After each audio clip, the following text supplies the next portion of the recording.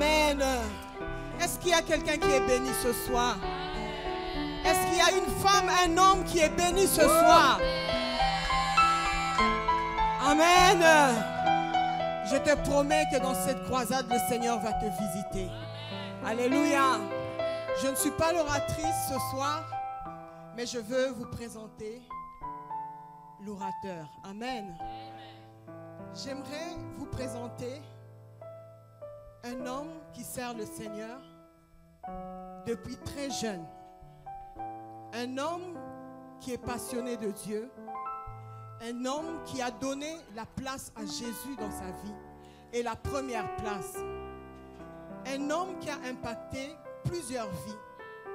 Des jeunes, des vieux, des familles, dans plusieurs pays. Alléluia. À Kinshasa, en France, en Guadeloupe, au Canada. Alléluia. C'est un homme qui aime le Seigneur. C'est un homme qui est humble. Amen.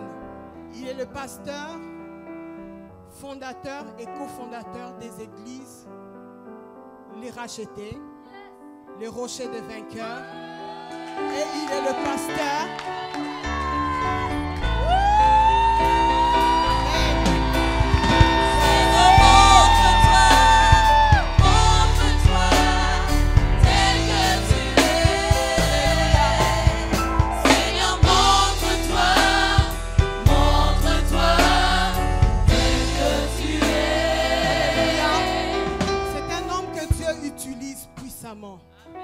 Alléluia.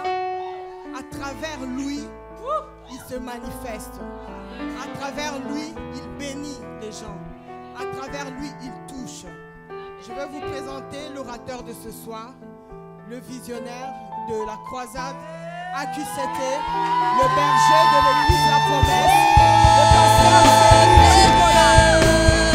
Seigneur, montre-toi.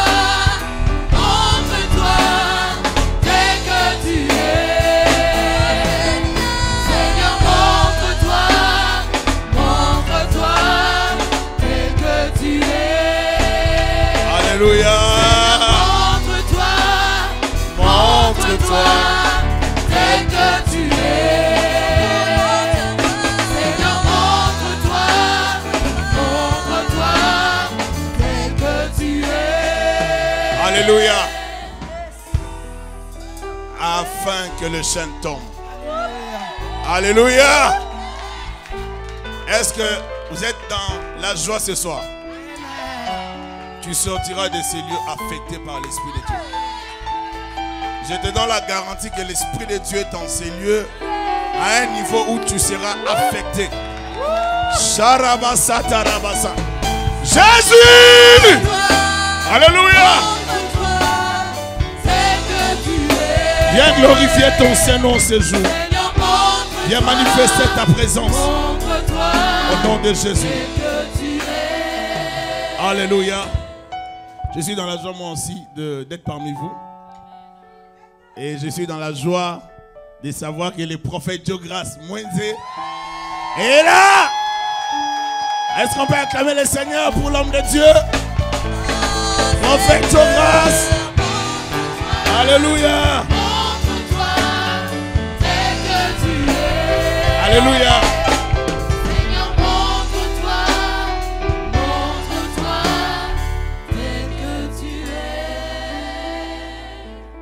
Je sais que le Seigneur va te faire du bien dans quelques minutes. Mais vous savez, lorsqu'on vient dans des conférences comme ça, il ne faut pas être pressé. Il faut juste avoir la soif d'avaler, de recevoir, parce que tu vas recevoir. Alléluia. Mieux vaut recevoir, que ça déborde. Dès que tu sors de ces lieux, tu es rempli. Alléluia. Seigneur, bénis cette parole. Viens édifier ton peuple. Bénis toute personne qui va suivre ce message, de loin ou de près. Au nom de Jésus-Christ. Viens s'aimer dans nos vies, Seigneur, une parole qui va changer, qui va nous révolutionner, qui va nous amener au-delà de ce que nous pensons et demandons. Seigneur, viens libérer les vies durant cette semaine. Que cette conférence, que cette croisade soit un temps de bénédiction, de restauration, de guérison, de délivrance, de miracles, un temps de surnaturel, un temps d'affectation. Au nom puissant de Jésus-Christ de Nazareth, nous déclarons ces assises bénies par les noms puissants de Jésus-Christ. Nous confessons ta victoire sur le diable et son entreprise au nom de Jésus-Christ. Nous savons que nous sommes plus que vainqueurs et que ces temps sont des temps de bénédiction. Pour la plus grande gloire de ton saint nom, nous avons ainsi prié, nous disons Amen. Reprenez vos places, que Dieu vous bénisse abondamment. Nous allons lire dans Genèse chapitre 37. Genèse 37. Délivré pour dominer et régner au milieu de l'adversité. Genèse 37, verset 1er. Jacob demeura dans le pays des Canaan, où avait séjourné son père. Voici la postérité de Jacob. Joseph, âgé de 17 ans, faisait paître les troupeaux avec ses frères. Cet enfant était auprès des fils de Bila et des fils de Zilpa, femme de son père. Et Joseph rapportait à leur père leurs mauvais propos. Israël aimait Joseph plus que tous ses autres fils, parce qu'il l'avait eu dans sa vieillesse. Il lui fit une tunique de plusieurs couleurs. Ses frères virent que leur père l'aimait plus que tous. Il les prit en haine. Il ne pouvait lui parler avec amitié. Joseph eut un songe et il raconta à ses frères qui le haïrent encore davantage. Il leur dit, écoutez donc ces songes que j'ai eus. Nous étions alliés des gerbes au milieu des champs. Et voici ma gerbe s'éleva et se tint debout. Et vos gerbes l'entourèrent et se prosternèrent devant elle. Ses frères lui dirent, est-ce que tu régneras sur nous? Est-ce que tu nous gouverneras?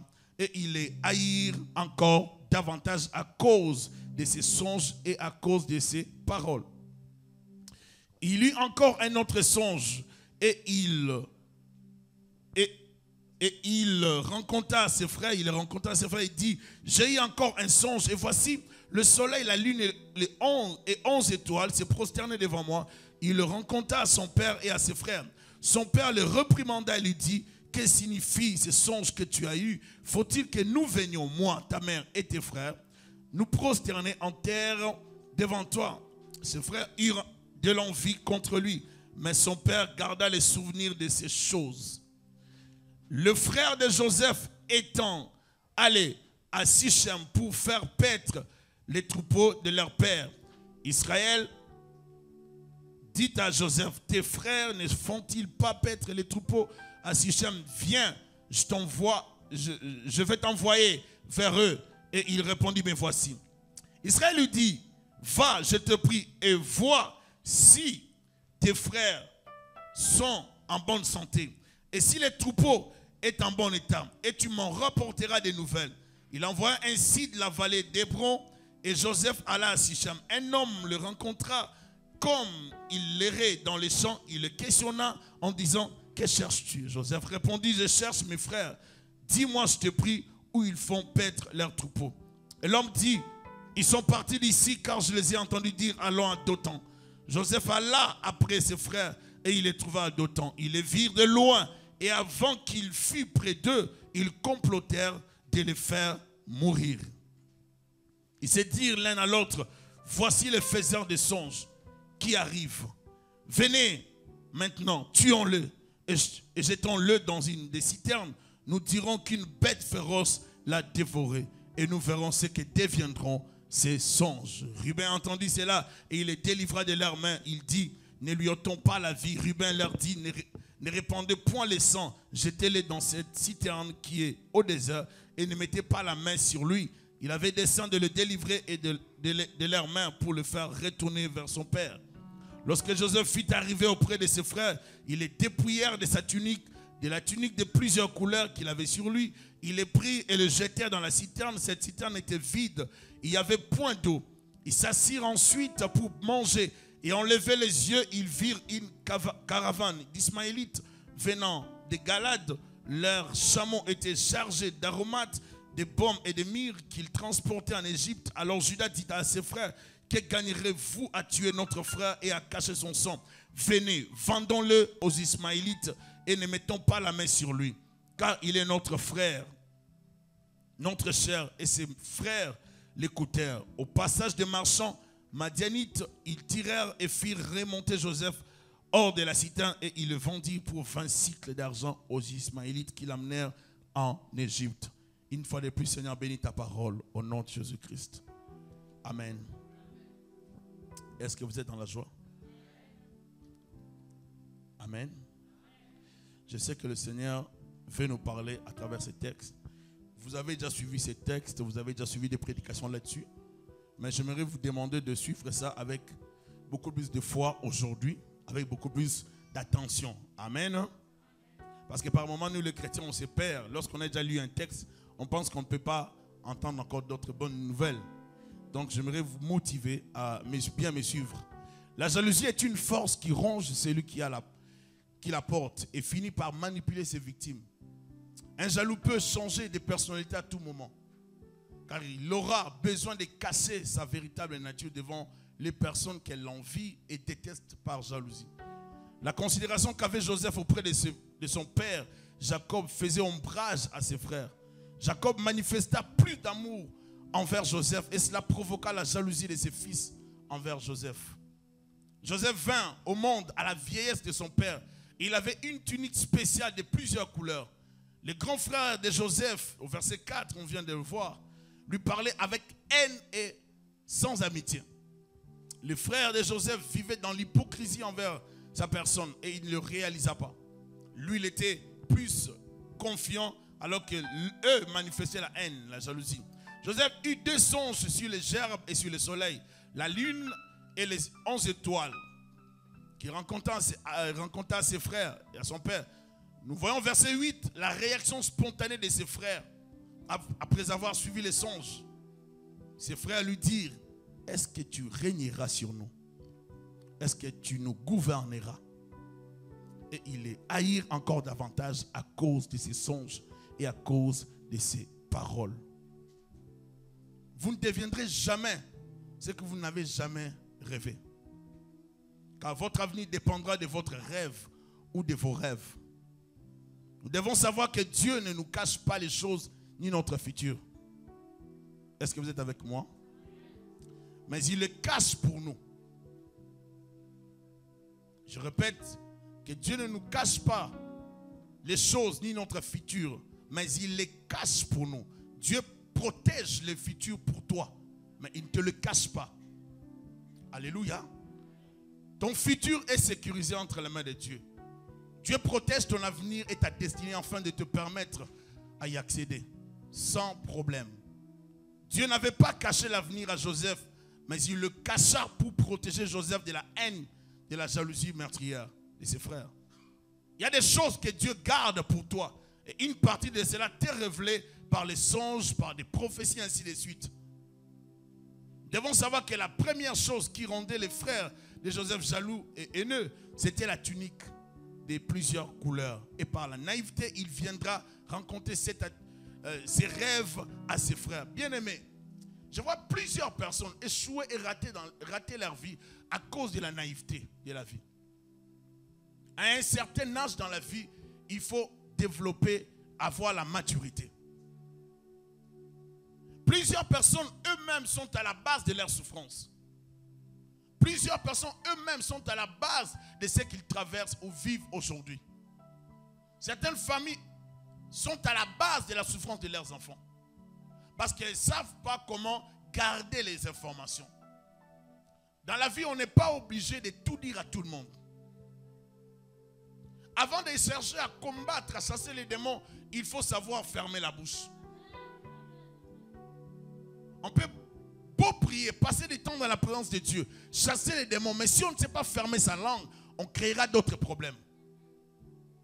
Être béni, c'est bon, mais vivre la bénédiction, c'est autre chose.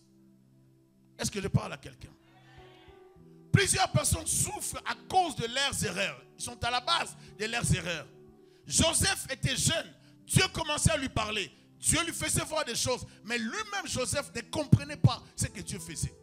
Et pourquoi Dieu le faisait? Il y a des choses qui ne se partagent pas.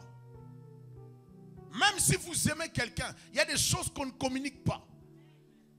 Est-ce que j'ai parlé à quelqu'un?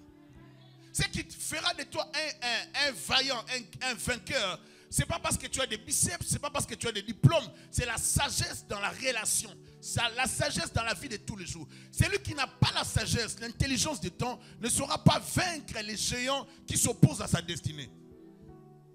Vous n'allez pas vaincre les géants seulement en parlant en langue et en chassant les démons. Vous allez les vaincre par la sagesse divine. La sagesse divine, c'est tout un comportement. C'est tout un caractère que nous adoptons.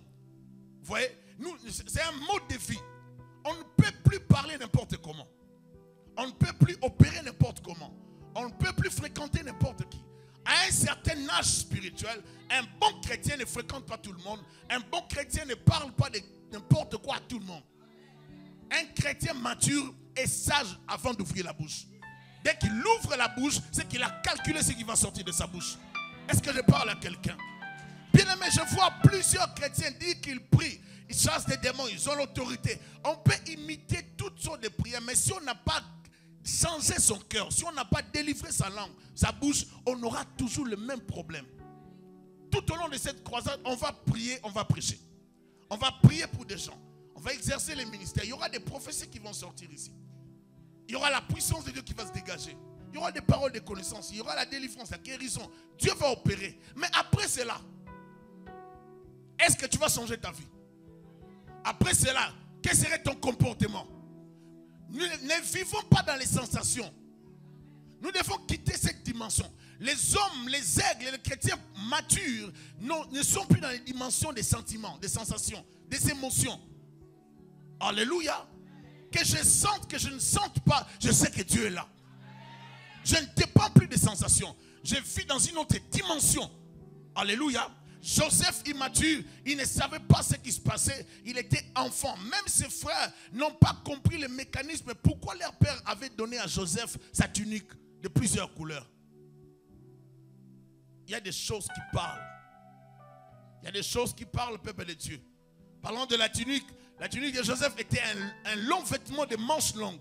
C'était un vêtement différent de celui de ses grands frères. Cette tunique reconnaissait Joseph comme fils aîné de Rachel.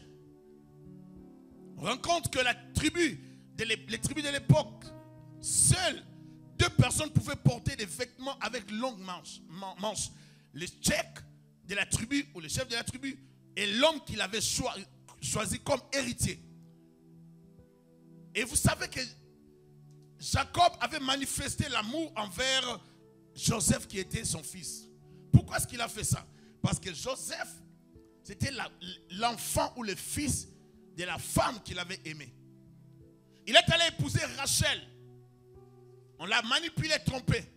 Il se retrouve la nuit et le matin avec Léa. Il a consommé la relation. Après 7 ans de service.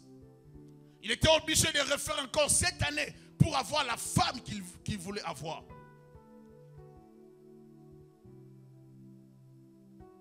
Il ne voulait pas rater la femme de son cœur. Il a travaillé 14 années pour avoir Rachel. Et lorsqu'il a eu Rachel, Rachel va donner l'enfant au monde, c'est Joseph. C'était la joie de Jacob. Jacob était fortifié de voir Joseph. Mais Joseph avait déjà des grands frères. Je vais expliquer aujourd'hui à quelqu'un ce qui s'est passé avant qu'il n'arrive au monde. Vous savez bien, aimés, tel que nous sommes là, il s'est passé plusieurs choses avant qu'on vienne au monde. Des fois, nous sommes des victimes de certaines réalités qu'on ne connaît pas. Et nous vivons ces réalités sans comprendre, sans discerner. Mais avant nous, il s'est passé des choses. Jacob voulait épouser Rachel, mais Laban, son beau-père, s'organisa pour le tromper avec Léa. Après avoir travaillé pendant 7 ans. Puis il reste encore 7 années de plus pour avoir la femme qu'il aimait. Donc s'il avait épousé Rachel à la place de Léa, Joseph serait le fils aîné. Ah, quelqu'un ne m'a pas saisi. Quelqu'un ne m'a pas compris. S'il avait épousé Rachel, Joseph n'allait pas être le cadet. Joseph allait être le premier. Ah, quelqu'un ne m'a toujours pas compris. J'aimerais te dire aujourd'hui, peut-être que tu as des problèmes parce que tu es l'aîné. Peut-être que tu as des problèmes parce que tu as mis un dépôt dans ta vie. Il n'y a pas de hasard. Tu ne peux pas avoir autant de combats pour rien. Ce que tu vis maintenant comme combat révèle qu'il y a un plan merveilleux dans ta vie.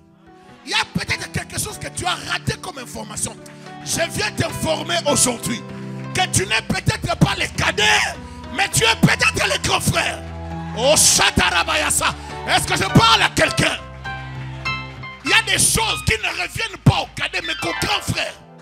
Or, dans cette époque, les grands frères représentaient l'avenir de la famille. Jacob prend la tunique, il ne donne pas ça au grand frère. Il dit, tu es grand frère, mais il y a un autre grand frère. J'annonce à quelqu'un, même si on n'a pas voulu que tu viennes au monde à temps, dans la saison que tu avais prévue, tu es venu au monde en retard. Ce n'est pas un problème. La tunique de plusieurs couleurs te sera donnée. Au Kataramachete. Je viens annoncer au roi et aux princes des gens qui vont régner dans ce monde. Car ce monde attend la révélation des fils de Dieu. Des gens qui vont dominer et qui vont régner. Le monde a besoin de la révélation des fils de Dieu. Est-ce que je te parle cet après-midi? Le monde a besoin de la révélation des fils de Dieu. Joseph ne savait pas qu'il était l'aîné, mais il était l'aîné. Tu occupes une place qui n'est pas ta place. Eh Seigneur, tu prends une place qui n'est pas la tienne. Tu vas récupérer. Cette semaine, tu récupéreras. Tu vas récupérer ta place. Il était petit frère, mais il était le grand frère. Il était faible, mais c'était lui le plus fort. Il était négligé, c'était pourtant lui le futur gouverneur. Le salut de la famille devait passer par lui. Mon Dieu, mon roi, tu ne te connais pas. Tu te négliges, mais Dieu te voit comme un géant. Quand Dieu te regarde, il dit, en lui j'ai investi. Je déclare que tu es l'investissement divin. Tu es l'investissement de Dieu. Quand Dieu te voit, Dieu est content parce qu'il avait bien calculé. Ces Égyptiens que vous voyez, vous ne les verrez plus. J'annonce à quelqu'un, même s'il y a l'opposition, tu es l'aîné, sur toi il y a une destinée bénie. Tu as l'onction des aînés. Tu as le droit à la double onction, double part, double bénédiction. Personne ne peut t'empêcher à atteindre ce que tu as prévu pour toi. Tu es un aîné à la place d'un cadet. Tu es un aîné à la place d'un petit frère. Tu ne sais pas, tu n'es pas ce que tu es. Regarde-toi bien. Tel que tu es Joseph. Et si tu es Joseph, tu es l'aîné. Alléluia. Les grands frères, c'est pas Gribin là. Ils ont pris seulement ta place. Tu arrives. Il y a des gens qui ont pris ta place. Toi, tu arrives. Il y a des gens qui ont pris ta place. Mais toi, tu arrives. Quelqu'un n'a pas compris. J'annonce aux reines. J'annonce au roi. J'annonce aux princes qu'il y a des fâchés qui vont perdre la place pour que les Esther entrent dans la royauté. Mon Jésus, mon Dieu, mon roi. Je parle à quelqu'un cet après-midi. Il y a des fâchés qui vont perdre la place pour que Esther soit choisie. Est-ce que je parle à quelqu'un? Il y a des gens que Dieu va élever pour remplacer d'autres qui remplissent les places inutilement. Il y a des gens que Dieu va élever pour prendre l'autorité.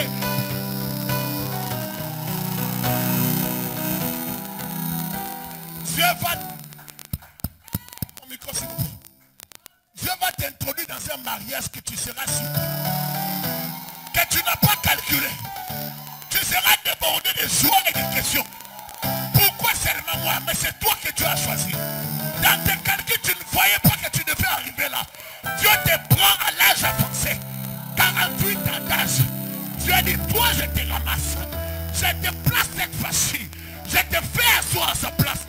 Oh, Rakataya Machande. Il y a des femmes qui vont se marier brutalement, sans prévoir, sans voir comment sera leur mariage.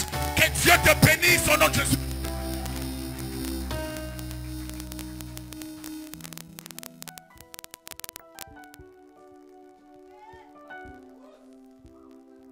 Alléluia. Est-ce qu'on peut remettre mon micro comme c'était, s'il vous plaît?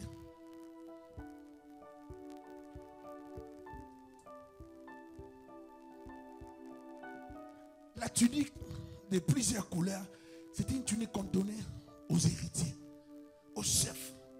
Jacob, en posant cet acte, je ne sais pas qu'est-ce qu'il avait pris. Lui là qui restait les sentiments, ce n'était pas des sentiments. Il y a certains actes que les gens vont poser envers vous. Ce n'est pas des actes de hasard. Ce sont des actes prophétiques. Quelqu'un peut poser un acte envers toi. Toi tu penses que c'est des blagues. Ce n'est pas des blagues. Toi possède seulement la chose. Sois spirituel.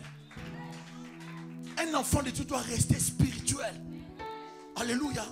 Dans ce monde, nous sommes comme dans une course. Il y a des gens qui veulent rêver. Il y a des gens qui ne veulent pas rêver. Il y a des gens qui veulent saisir toutes les occasions possibles de la vie pour percer. Je ne sais pas si toi tu es dans la catégorie des rêveurs, des gens qui veulent rester au même endroit, ou des rêveurs qui veulent avancer avec Dieu. Moi je veux avancer avec Dieu. Je parle aux hommes et des femmes qui veulent avancer avec Dieu. Ils l'ont vu venir, ils ont dit, ces rêveurs, tuons-les. On va les jeter dans la citerne. Ce qui provoque beaucoup de combats dans ta vie, c'est ce que tu as en toi. Mais toi-même, tu ignores que tu es tellement glorieux. Tu ignores que Dieu t'a tellement béni. En fait, dans ta tête, tu te vois petit, alors qu'eux te voient grand. Ton Père t'a donné la gloire, toi tu ne vois pas la gloire. Tu as la tunique qui te positionne comme aîné, mais tu ne vois pas que tu es l'aîné. Mon Dieu, mon roi, il y a des chrétiens qui ignorent ce que Dieu a placé dans leur vie, qui se comportent comme des ignorants, comme des petits. Je t'annonce aujourd'hui que tu vas récupérer ce qui est à toi. Ta position, ton élévation, ta place, ta gloire. Dieu ne veut pas que tu restes dans cette place. Ton élévation arrive. Au nom de Jésus.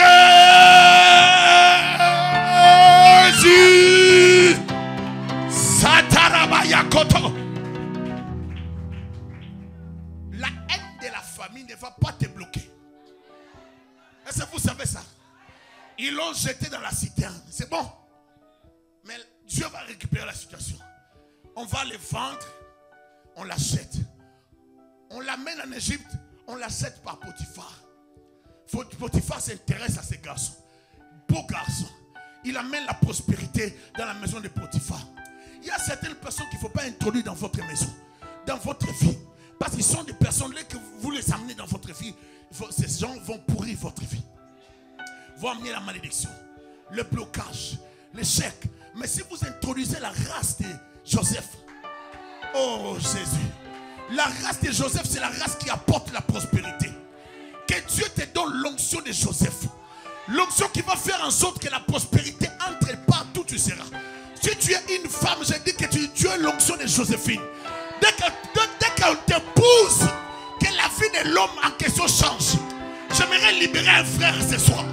Dès que tu prends une sœur, que la sœur en question soit porteuse d'une onction joséphinale. Kataramayasa. Est-ce que je peux parler à quelqu'un? Mes sœurs, je libère l'onction de Joséphine sur vous. Dès que vous entrez dans les mariages, le mari pauvre devient riche à cause de toi. Le mari bloqué devient riche à cause de toi. Oh, qu'il y ait des sœurs qui vont recevoir une onction de Joseph ce soir. Que la gloire de Dieu descende, qu'elle te touche, qu'elle te positionne, qu'elle t'amène au-delà de ce que tu penses et au secret de ce que tu demandes. Que Dieu te bénisse. Tu dois être une femme qui amène l'étonnement. Donc dès que tu entres comme ça, mais cette fille, qu'est-ce qu'elle amène dans ma vie?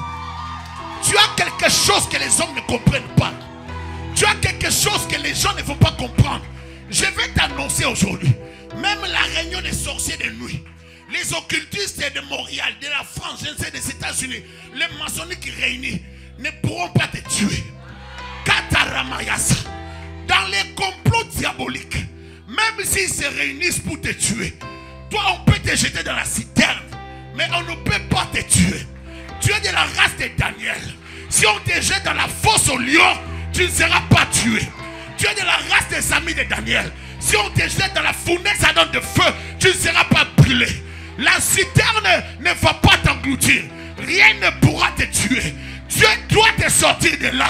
Car le Dieu que tu sers est un Dieu redoutable. Le Dieu que tu sers est un Dieu redoutable, est un Dieu tout-puissant. Je t'annonce que l'Éternel, le Dieu que je prêche, n'a jamais failli. Il y a un homme avancé en âge qui a déclaré ceci: j'étais jeune, j'ai vieilli, je n'ai jamais vu le juste abandonner, ni sa postérité mendier à son père. Je t'annonce que Dieu ne va pas t'oublier. Il n'oubliera jamais ta progéniture. Il n'oubliera jamais ta famille. Reçois!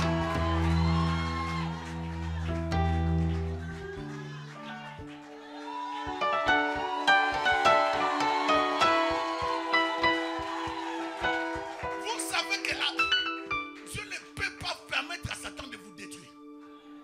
Vous êtes de la race des immortels. Si tu meurs là, tu apparais de l'autre côté. Tu sais, tu vis, tu vas toujours vivre. Nous sommes les immortels, bien-aimés. Quand le diable veut t'écraser, il croit qu'il va te détruire. Il va t'écraser un peu comme l'argent.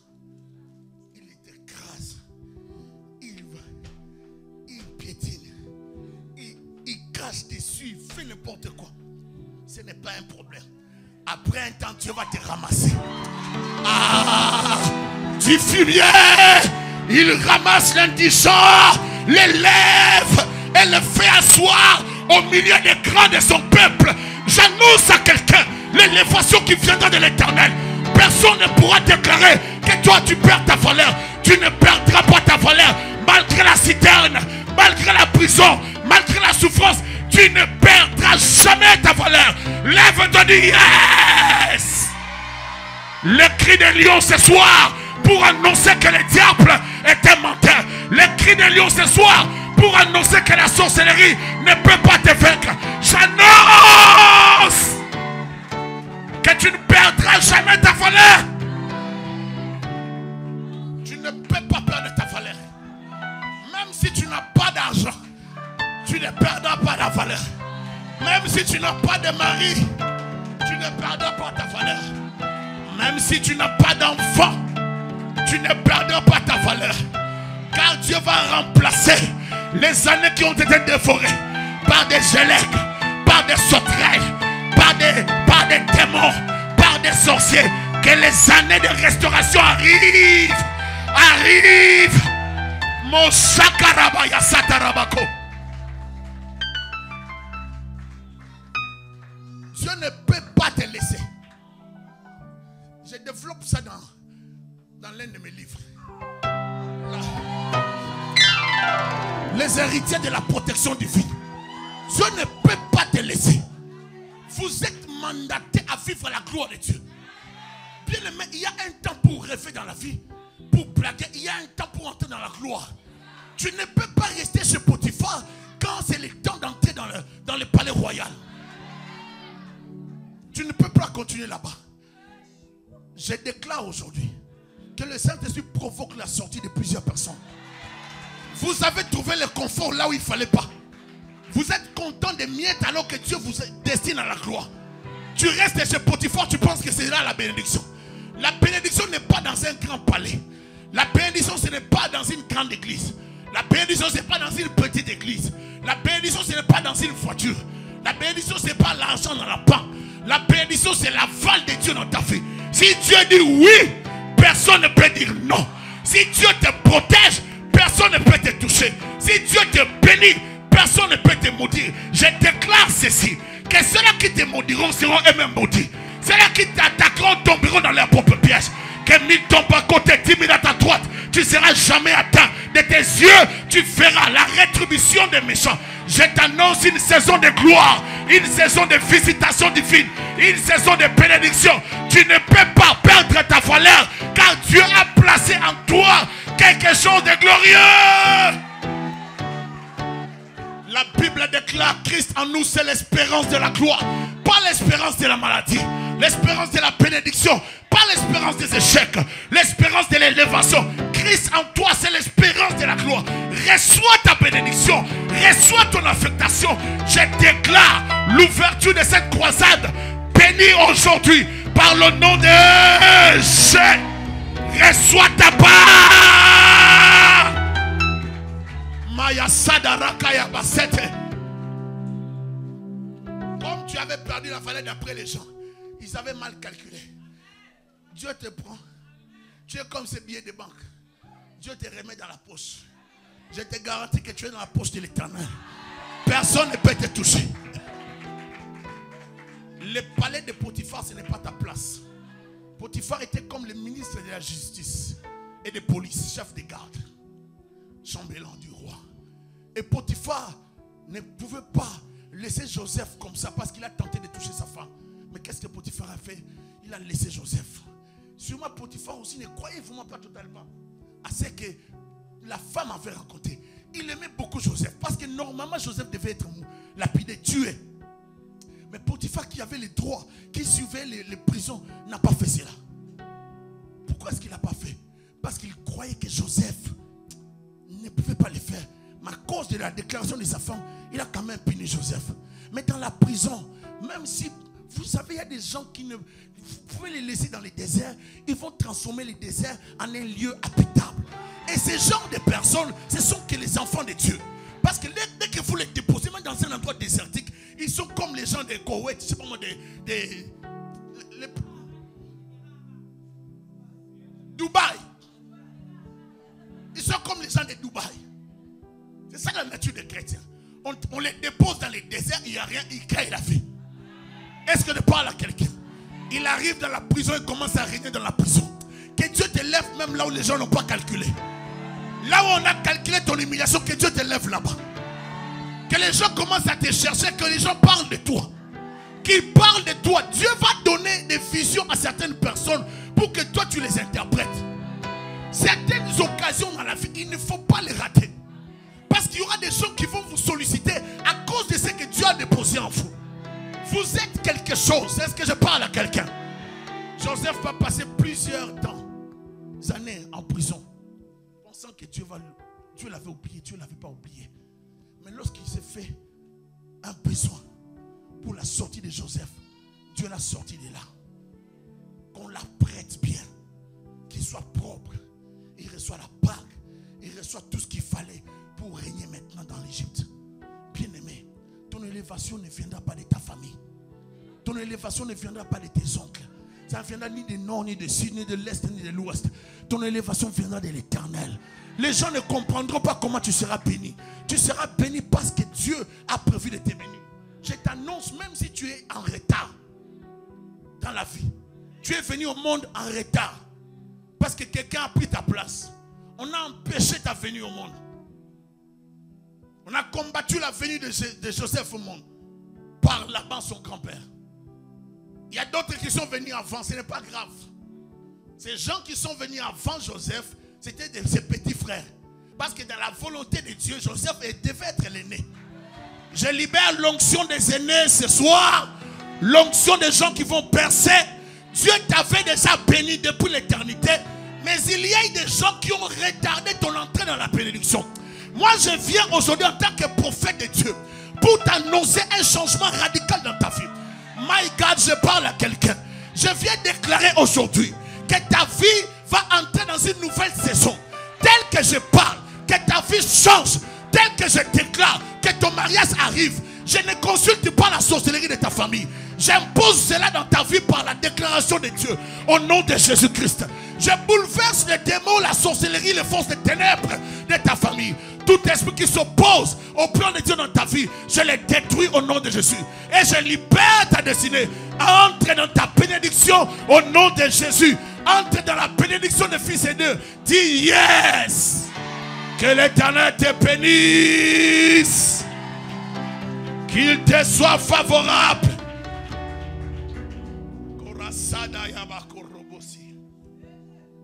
Alléluia.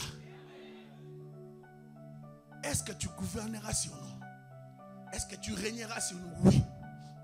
C'est que tes ennemis évitent ce qui va arriver. C'est que tes proches évitent certaines personnes. Je veux dire, dans la vie, quand Dieu vous éloigne de certains milieux, il faut quitter. Sinon, vous n'allez pas percer. Certains milieux de vie, il faut les éviter. Parce que ça risque de vous bloquer, de vous retarder. Il y a certaines personnes qui ne supporteront jamais votre élévation. Parce que ces gens vous ont vu lorsque vous étiez petit. Dieu va faire en sorte que vous vous déplacez de là pour que vous allez ailleurs afin de vous élever. Il y a des gens qui doivent seulement constater que vous êtes élevé. Parce que s'ils voient comment Dieu va commencer à vous élever, ils vont poser des problèmes. Alors Dieu va t'éloigner de ces genres de personnes pour commencer à t'élever. Aujourd'hui, vous verrez l'élévation de l'Éternel qui viendra sur votre famille. Vous verrez l'élévation de l'Éternel qui viendra sur vous. Dieu va commencer à t'élever devant tes frères, devant tes soeurs, devant tes parents, devant les ennemis, devant la sorcellerie. Dieu va te placer dans la gloire et tu seras étonné de ce que Dieu fera dans ta vie. Déclare au nom de Jésus, je le reçois. Je le reçois. Maya Sada Rabasata, lève-toi. Lève-toi, acclame le Seigneur. Maya Sederika Plora Sanderia Bake. Marebo Sada Rabasinderebeska. Alléluia. Manderika Polihande Bras Kateleba. La gloire de Dieu est en ces lieux. Amen. Ce soir, nous avons des orateurs. Après moi, c'est le prophète Jogas qui va parler. Je n'ai fait qu'introduire. Le prophète va parler tout à l'heure. Et j'aimerais annoncer à quelqu'un que nous passerons 8 jours de gloire. Vous savez, il y a des moments qu'il ne faut pas rater dans la vie. Il y a des choses qu'il ne faut pas rater. Les frères de Joseph, qui n'ont pas considéré Joseph, sont venus plus tard s'agenouiller devant Joseph. Tôt ou tard, la vision de l'Éternel s'accomplira. Il ne faut pas paniquer par rapport aux obstacles. Tôt ou tard, même si les gens n'ont pas aimé ce que Dieu est en train de faire avec toi, tôt ou tard, la vision de l'Éternel s'accomplira. Elle s'accomplira certainement. Ne panique pas. Même si tu es jeté dans la prison, dans la citerne, Dieu ne t'a pas oublié. Il t'aime encore. Tu es dans les calculs de Dieu. Tu es la cible de Dieu. Dieu t'a ciblé pour que tu expérimentes la bénédiction. Dieu ne peut pas te rater. La bénédiction est programmée à ta mesure. Et je pense même qu'elle va déborder pour t'amener au-delà de tes ententes. Que Dieu te bénisse là où tu es. Commence à glorifier Dieu. Commence à bénir l'Éternel. Commence à appeler sa gloire dans ta vie. Commence à déclarer des paroles de grâce dans ta vie. Prie, prie, prie, prie. Korabasa.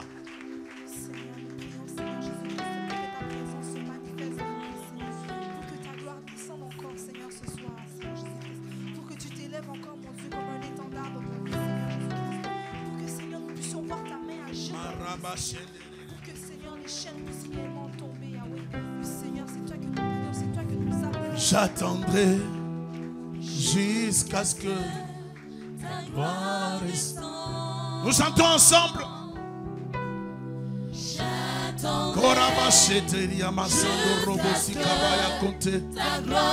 Jésus, nous bénissons ton Seigneur parce que tu es digne de gloire. J'attendrai jusqu'à ce que ta gloire descende.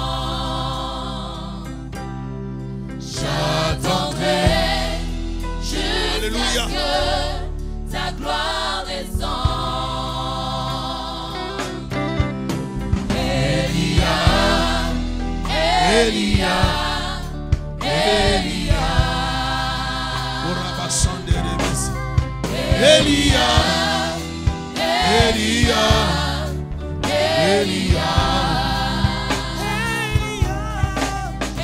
Shekeria basatoro bosani, Blandere baskotoro, Elia, Elia, Elia, Mandere bosakoro bosani. J'attendrai jusqu'à ce que ta gloire descende. Oh la basse que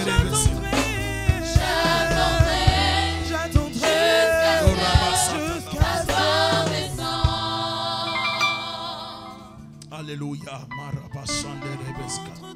Prie après moi, Seigneur Jésus.